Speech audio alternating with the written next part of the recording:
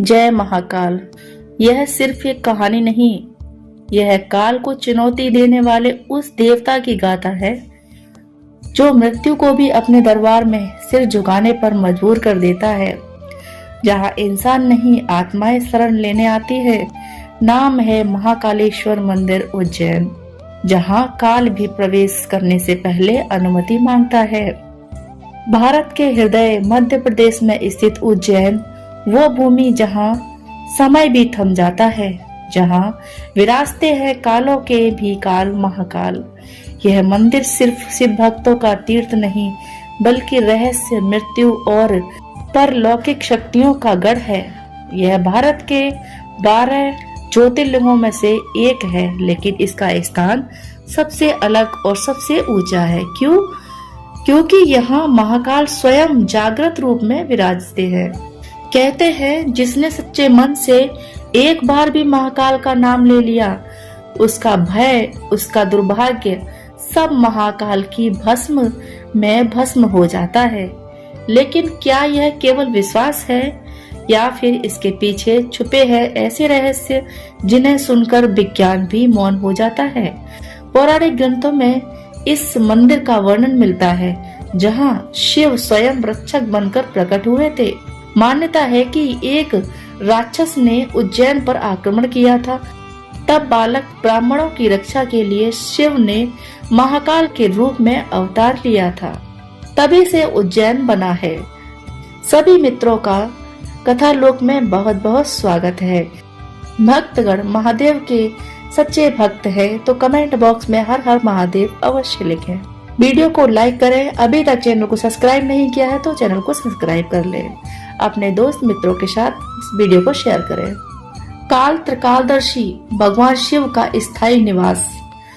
दोस्तों, महाकालेश्वर कोई साधारण मंदिर नहीं है, यह एक द्वार है जहाँ समय रुकता नहीं, झुकता है, जहाँ मृत्यु समाप्त नहीं होती, बदल जाती है। और यहाँ भगवान शिव काल बनकर अपने भक्त की रक्षा करते हैं। काल से जीतना है तो महाकाल का ध्यान कीजिए, क्योंकि अकाल मृत्यु वो मरे जो काम करे चंडाल का, काल भी उसका क्या बिगाड़े जो भक्त हो महाकाल का। तो इस वीडियो को अंत तक जरूर देखें दोस्तों, और जानिए इन रहस्यों के पीछे की गहराई, जिसे शायद ही आपने कभी सुना होगा। हर दृश्य में छुपा है एक प्रश्न, हर कथा में छुपा है एक चमत्कार। यह सिर्फ एक मंदिर नहीं, यह वो स्थान है जहाँ काल भी सिर झुकाता है, जहाँ मृत्यु से भी बड़ी शक्ति विराजमान है, और उसका नाम है महाकालेश्वर। दोस्तों, जो कहानी आज सुनाने जा रहे हैं वह कोई काल्पनिक कथा नहीं है, बल्कि उस शक्ति की संजीव गाथा है जो स्वयं समय को भी बांध सकती है। यह कथा है उज्जैन के उस पावन स्थान की जहाँ मृत्यु भी अनुमति लेकर प्रवेश करती है, जहाँ भक्तों को मिलते हैं जीवन के पार उतरने के संकेत। तो चलिए महाकाल का नाम लेकर इस अद्भुत कथा का शुरुआत करते हैं। कैसे बनी अवंतिकापुरी की पवित्र पहचान। प्राचीन समय की बात है जब उज्जैन को अवंतिकापुरी कहा जाता था। वहाँ एक प्रतापी राजा राज्य करते थे। नाम था राजा चंद्रसेन। वे युद्ध कला में तो निपुण थे ही, पर उनकी असली पहचान थी भगवान शिव के परम भक्त होना। रोज सुबह शाम उनके महल से मंत्रों की गूंज, रुद्राभिषेक की आवाज और शांति की लहरें बहती थी। एक दिन स्वर्ग के वासी और भगवान शिव के परम गण मणिभद्र उज्जैन आए और उन्होंने चंद्रसेन को एक दिव्य रत्न चिंतामणि भेंट किया। यह मणि कोई साधारण रत्न नहीं थी। इसे धारण करने वाले को न केवल अपार ऐश्वर्य मिलता, बल्कि संकट भी पास नहीं आते। परंतु रत्न जहाँ होता है वहाँ लोभ और ईर्ष्या भी पीछे पीछे आती है। जब आसपास के राजाओं को इस मणि के बारे में पता चला तो वे चंद्रसेन से जलने लगे। एक दिन दो महत्वाकांक्षी राजा चंद्रभानु और रिपुरंजन कई और शासकों को साथ लेकर उज्जैन पर चढ़ाई कर दिए। उनकी विशाल सेना के सामने चंद्रसेन की छोटी सेना टिक न पाई। लेकिन चंद्रसेन डरे नहीं। उन्होंने शस्त्र नहीं उठाया, बल्कि एक साधक की भांति महाकाल वन में जाकर तपस्या शुरू कर दी। ओमकार की ध्वनि के साथ उनकी आत्मा शिव में लीन हो गई।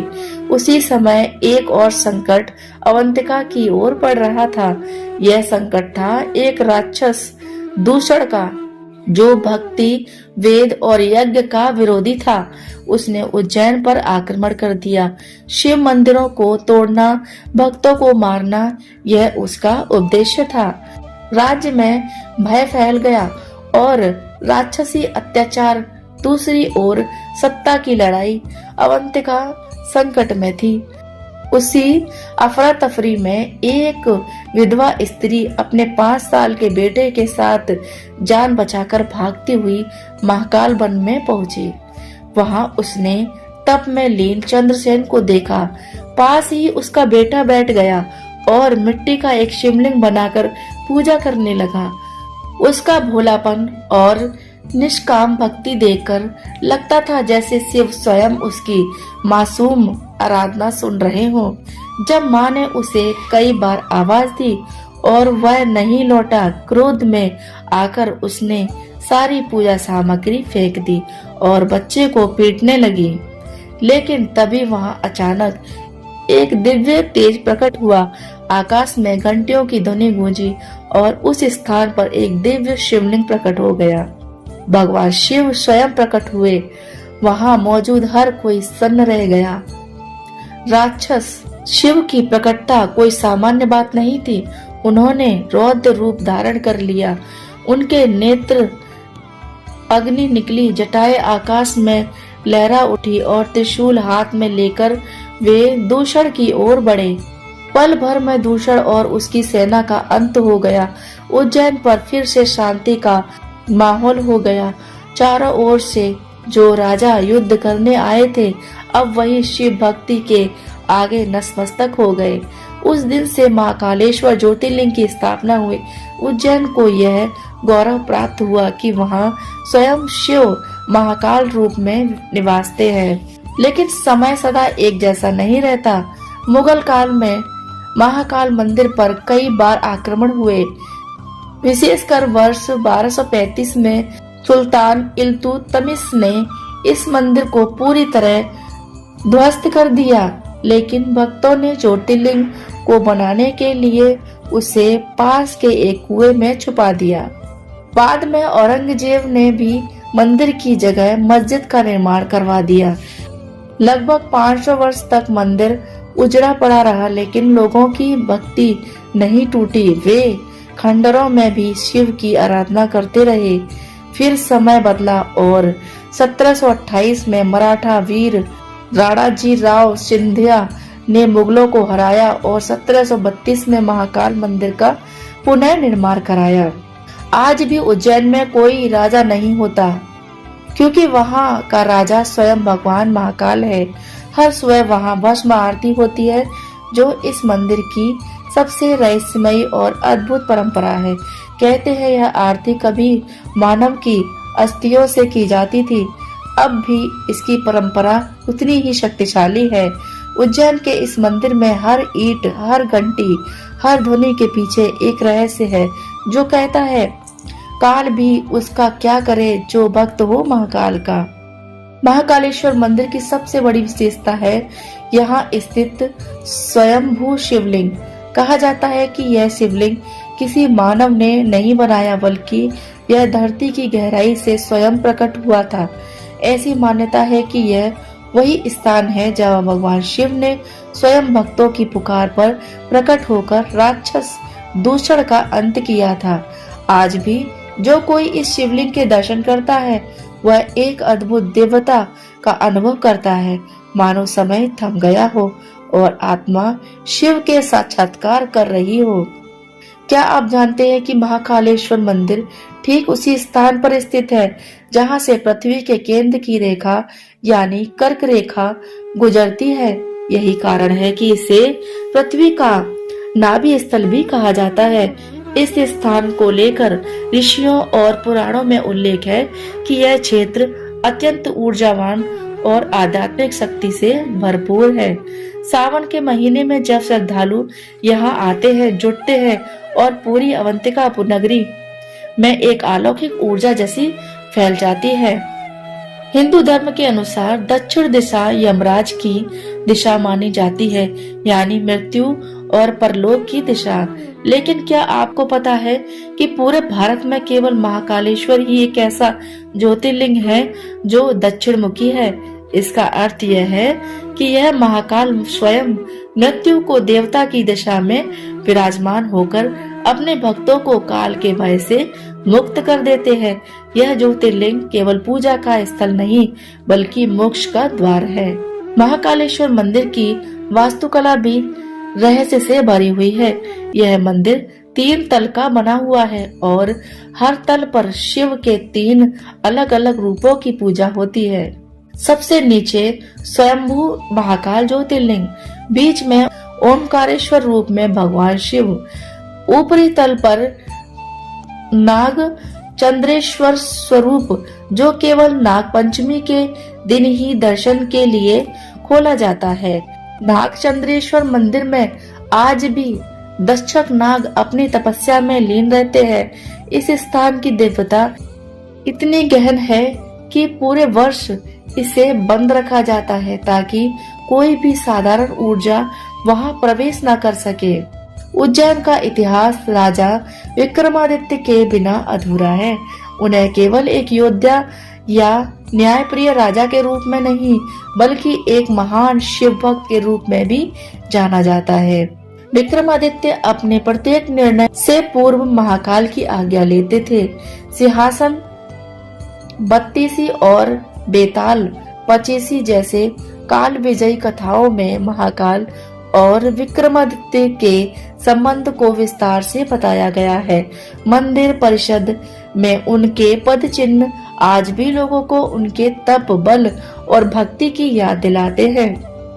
महाकालेश्वर के दर्शन तब तक अधूरे माने जाते हैं जब तक आप उज्जैन से 8 किलोमीटर दूर स्थित काल भैरव मंदिर न जाए। यह मंदिर न केवल अपनी दिव्यता के लिए प्रसिद्ध है बल्कि यहाँ एक ऐसा रहस्य भी जुड़ा है जिसे जानकर हर कोई चकित हो जाता है।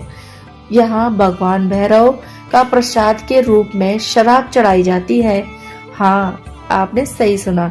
इस मंदिर में पुजारी विशेष अनुष्ठान में मदिरा को अर्पित करते हैं और हैरानी की बात यह है कि वह शराब धीरे धीरे मूर्ति के होठों से अंदर समा जाती है। विज्ञान आज तक इस रहस्य को नहीं सुलझा पाया।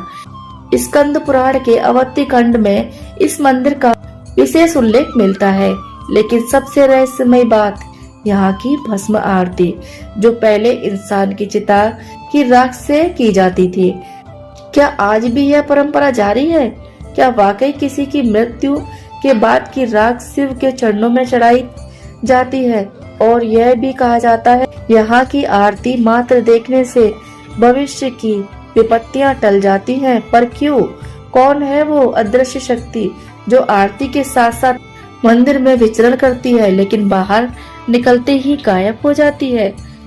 अब बात करते हैं इस मंदिर के कोतवाल की। काल भैरव, वो देवता जिनकी पूजा शराब से होती है। हजारों लीटर शराब हर दिन चढ़ाई जाती है, पर चौंकाने वाली बात यह है कि वो शराब कहाँ जाती है? ना कोई निकासी पाइप, ना कोई टंकी। क्या वाकई काल भैरव उसे स्वयं पान करते हैं? ब्रिटिश शासनकाल में इस रहस्य को सुलझाने के लिए अंग्रेजों ने खुदाई करवाई, लेकिन जो हुआ वो इतना डरावना था कि वे दोबारा मंदिर की ओर मुड़ तक नहीं सके। कहते हैं उस रात किसी ने उन्हें पुकारा था और सुबह उनका होश ही उड़ गया। इतिहास में दर्ज है ऐसी घटनाएं जिन्हें इस मंदिर की महिमा और भी रहस्यमय बना दी। महाकालेश्वर मंदिर केवल एक धार्मिक स्थल नहीं बल्कि यह एक ऐसा दिव्य क्षेत्र है जहां आस्था, रहस्य, इतिहास और अध्यात्म सभी एक साथ समाहित है। यह मंदिर उस विश्वास पर प्रतीक है जिसमें श्रद्धा ही सबसे बड़ा साधन है और शिव ही सबसे बड़ा सहारा। उनको वर्णन कर पाना शब्दों में मुमकिन नहीं है। जितना मुमकिन हो सका हमने इस वीडियो में पूर्ण किया है। तो सभी भक्तगण कमेंट बॉक्स में हर हर महादेव अवश्य ही लिख कर जाए, वीडियो को लाइक करें और मिलते हैं ऐसी ही नई जानकारी कथाओं के साथ। तब तक के लिए खुश रहिए, स्वस्थ रहिए। हर हर महादेव।